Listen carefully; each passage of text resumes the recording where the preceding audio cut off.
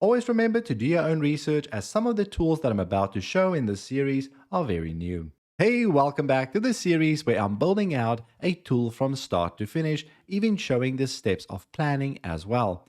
This video, we're going to code on the project, but just a recap so far, I've showed you a demo of what we're going to build.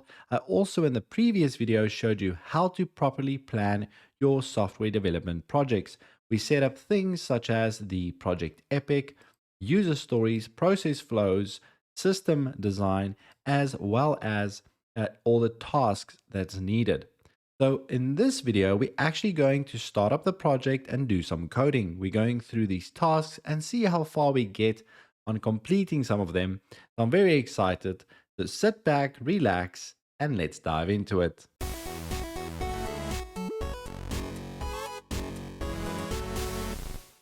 A quick reminder, if you want to follow along, this is going to be a Node-based project, so make sure that you've got Node.js installed, as well as an IDE. I prefer using Visual Studio Code. Okay, to start off, we're going to just tick off some of the stuff that we already did. In the previous video, I showed that we do have the end-to-end process flow diagram, as well as the overall system architectural diagram, which we've made. I have them here. So we've got the process flow, which I made some changes. I'll talk about that, as well as the system design. As well, I made some changes to there. However, we can tick these off for now as they are done. And this is going to help us figure out what we need to build as we go through the task. We're going to refer to the diagram from time to time. And that's why I did that preemptively. But the next few tasks that I think we can start taking on are these three. We can see that we need to configure and validate required variables or environment variables at some point. We also need to define and implement the project file folder architecture, so just the structure of the project. And then we also need a Node.js project with TypeScript support. So these three tickets speaks mostly about project setup, and the one that we can start off with is the initialized Node.js project with TypeScript support. So we can set that in progress. We can also click on it to see more about this task and just read up here. So we need to do npm init. We need to set up a tsconfig, basically set up the environment variables and so forth, and start the project structure. So we can do that. Let's head over to VS Code. In VS Code, I open the project in a new folder called NFT Card Generator. And then we can head over to the terminal, click on New Terminal, and down here, we can just simply write npm init and then -y. So now we have the package.json file. This means that we've initialized an npm project, so we can install some npm modules. The first install that we're going to do down here is to install .env. Let's go ahead and install that. We can also install the other dependencies, which will be some dev dependencies. And these ones would be to install --save dev. And then we're going to do TypeScript, TS Node, and then also some Node typings. So the TS Node is going to help us so that we don't always have to compile TypeScript. We can just run our project with TS Node. We don't have to go and build it. The next thing for us to do is to initialize TypeScript. So we can do that by running npx and then tsc and then --init. And once we've done that, we should get a new tsconfig file. Now we can remove that all, and I've created a file for us. So we can remove that and put this. This will make sure that our output folder is dist, and then our source is going to be, our root is going to be the source file, right? So we can now create a new folder and call this src. This is where all our code will live. And then we might as well also create the dist folder as well.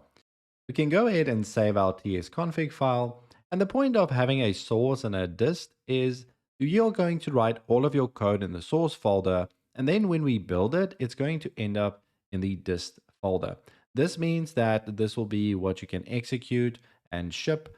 But seeing that we have TS Node installed, we're just going to run everything from source. But we are going to set it up so that you can actually do that build step as well. Let's head over to our package JSON file. And in here, you can see there's a section called scripts. Now, these are NPM scripts that we can execute. So we can create a new one. And I want to create one that is going to be clean. So the clean one, what we're going to do here is we're going to firstly remove the dist folder. The reason for this, so we're going to write rm and then dash rf and then just dist. The reason for this is that we want a clean step to happen before we do a new build. This will ensure that we remove everything in there to have a fresh build for us. So the build step is first going to include the clean step, and then we're just going to run npx tsc. Okay, we're going to do npm run clean, and then we also want to run npx tsc. Okay, so there we go. So this now, we have everything set up. Currently, if we run an npm run build, nothing is going to happen. It's going to try and clean it. It removes the dist, but then it doesn't build to it as there was an issue, right? There was no paths that it could find to any code. So what we can do is we can create a new file, call it test.ts. And in here, we can just console log, and we can say hi. Now that we have that, we can run in the terminal again, npm run build. And if we do so, this gets removed, and then it gets compiled, and this gets created again. But this time, it's a JS file. Okay, so that means if we run node, and we just go dist/test.js, we can see hi printed in the console below. So this proves that we've set up TypeScript, and we can do a build step. Now, here's the wonderful thing. We don't want to always do this. We want to run the code directly from source until we're confident and done with development. So instead of running this test, we can actually go and say src test.ts, but then we need to use that module that we installed, which is TS Node. And if we run this, you can see that we get the same log because we're actually running the TypeScript file directly. It compiles and runs it. And with that, I think we have accomplished our goal of setting up Node.js with TypeScript support. So we can technically go and turn our task here to done. So we completed with that one. Next, we can basically take a look at this one, which is essentially setting up the folder structure of our project. So we can jump back to VS Code and start ironing that out. Let's close the dist, as that will be cleaned and rebuild every time. We might as well just delete it for now anyways. And then in the source file, we can delete our test. And then we can basically go ahead and create some folders. Now, the first folder I want to create is a core folder. This is where all of our core logic will live, anything other than services. And to help us understand what type of folder structures we're going to need, I'm going to look at the design. This will give me a rough idea of what types of folders we want to organize our code in. As we can see, we've got our internal system. So this is what we need to care about. So we eventually will have like an output folder, but for the actual source code, we can see that we've got a service here, NFT ID scanner service that we need to build out, another service, and this is a Ethereum wallet generator. This one could live in core. This one over here, NFT Card Generator in core, and then another service. And then we have a QR code generator as well.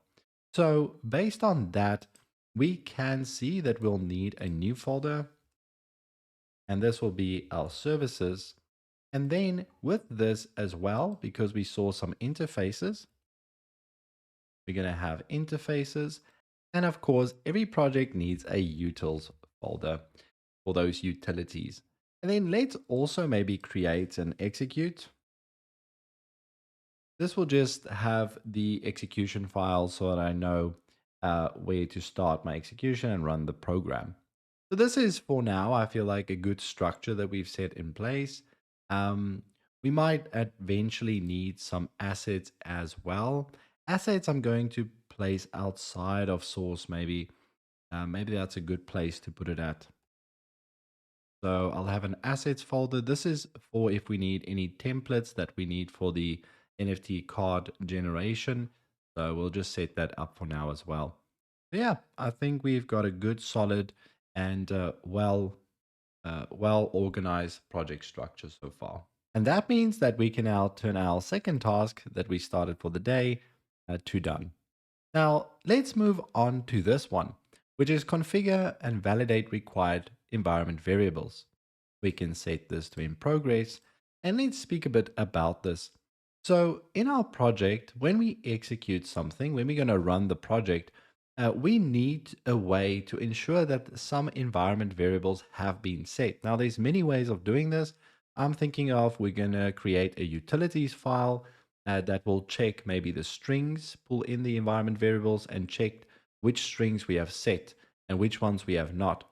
The point is to stop the execution of the program if that environment variable is missing, seeing that we are dealing with a very sensitive kind of program here. We are going to transfer NFTs on the blockchain. This is going to cost some money for gas fees, so we do not want to mess this one up. So let's start off by looking in our utils and creating some files. Now, we want to show an error eventually, so I'm going to also have an error utils. Yes. And then I also will have the env utils. I want to start off by defining an error because usually in your apps that you write, you're always going to have to throw an error. And I like to set up a structured way of reusing an error object or a function so that it's confined in one place if we want to amend it later on. We don't want to really use the default ones just because then we have to update it everywhere. So I like to start off here. So for the error, we can make this into a class and we can say this will be our app error. We can also go and export this and then we can extend the actual error class as well. Okay. Then we need a constructor and in the constructor we'll have a message which will be of type string. And what else do we need? We need maybe a cause. So we can turn this and do public cause. This will be optional. And if we do not know this, this will be unknown. Okay. So now we've got this. And just to have this stop complain, we can call our superclass and pass in the message. Now for us, we want some custom logic to maybe show that this is an app error and then also where was it caused by in the stack. To do this, let's go and actually set the name of uh, this class right now to maybe app error would be a good one. So app error. Then we need to throw this, but we need to kind of add the stack. So let's check if we have a cause and it is an instance of error. So if we are passing that error in here, then we can go this dot stack and we can add to that. Now, what we're going to add is a new line character, and we can just say this was caused by, and then give some space. We can also go and say this is our cause dot stack. Okay. So that is it. Now we have this reusable class, and what's nice about the app error now is we can use it and we can extend on this. We can add other functionalities so we can just use our class. Now heading over to our environment variables utils. Firstly, what we can do is right click and create a .env file. So the .env file is a file where we can keep all of our environment variables. And these are usually variables that you want to keep secret. And this will be our main configuration of the app. So we are going to include things like the private keys to wallets and if we have an API key, we put it here. So these are really things that we don't want to expose to the outside world. So these things you never should show, right? And that's why we have them here. We inject it and use it through the process while the app is running. But to make sure that this doesn't get pushed to GitHub or all sorts of stuff to the public, we need to actually ignore this file. And we haven't set up get over here as well. We haven't initialized this with source control. So we need to do that and then ignore this file so that it doesn't get accidentally pushed to GitHub or whenever someone pushes to their repository. So in order to do that, make sure you've got GitHub installed, and then you can write git init, and this will initialize our source control. But now you see that we don't have, this is not ignored yet, right? So I'm going to create a new file, and I'm going to call this .git ignore, like so. And now that we have this, we can add a few fields. So the first one I want to do is I want to ignore my node modules. That's very important. Secondly, we want to ignore the env. Then we also can go ahead and ignore the dist folder that gets created, our exports. We can also probably include assets. If we do not want to push up our templates, that's purely up to you. Then there's a few extra files. These are logs and artifacts that gets created. And then a good idea is also, if you're on Mac, this DS store to ignore that too. Okay. So this is very basic, but now you see that our .env is grayed out. It means that our env is not going to be committed to source control. It will stay on this machine. And the same for node modules, because those are very big, as well as our assets. As you can see, it's only really our source folder that's going to get committed if we do post this to a repository, as well as our log files. All right, that's just some admin that we had to do there, but now we have our .env file. And now we can focus again on our utils for the environment variables. So we want to create a function that we can use in the start of our app that's going to read over some of the variables that's in our env. So if we've got a test over here, and test is equal to blah blah, this is a secret, that's what we want to check and make sure that that value is there. So we're going to have many values in here. So let's create maybe another one and call this test2. So that, and then this one we can just say blah blah 2. Okay, so now that we all set, how do we consume environment variables? Well, firstly, before we go ahead and create that util that's going to make sure we have set these, let me show you how we actually read them. So in the execute folder, create a new file. We're going to call this run.ts. So in here, we can just console log hi from run.ts. Now, if we go ahead and we just run that in the terminal, so we do ts node /source and now execute and then run.ts. If we run this, we'll see hi from run.ts. Now, how do we get access to these environment variables? Well, we can go ahead and instead of just logging out a string, we can select the process.env and then our environment variable name. However, if we run this right now, the file's not going to have access to these environment variables. So what we need to do is we import config there at the top, and then we actually go ahead and we call this function. This will prepare the file and make sure that we have access to the environment variables in our process. Now that we have this, we can go ahead and run the same file, and we should see that value, which is blah2. As you remember, test2 gives us blah2. So now we know we've got access to these environment variables in a secure way. Great, and now we can actually implement our task, which we set out for ourselves, which was the configure and validate required environment variables. We can also see this in our process diagram that we run the program, we load the variables, and then we check are all required env set. If they are, we can continue with our process. If they are not, we're going to follow this step down here, show an error, and end the process altogether. So that's what we can do right now. We can now jump back to our env utils file and create that functionality to check the required environment variables that we need for this application. So we can go ahead and export a new function. We can call this validate env variables. So, and this will be a function.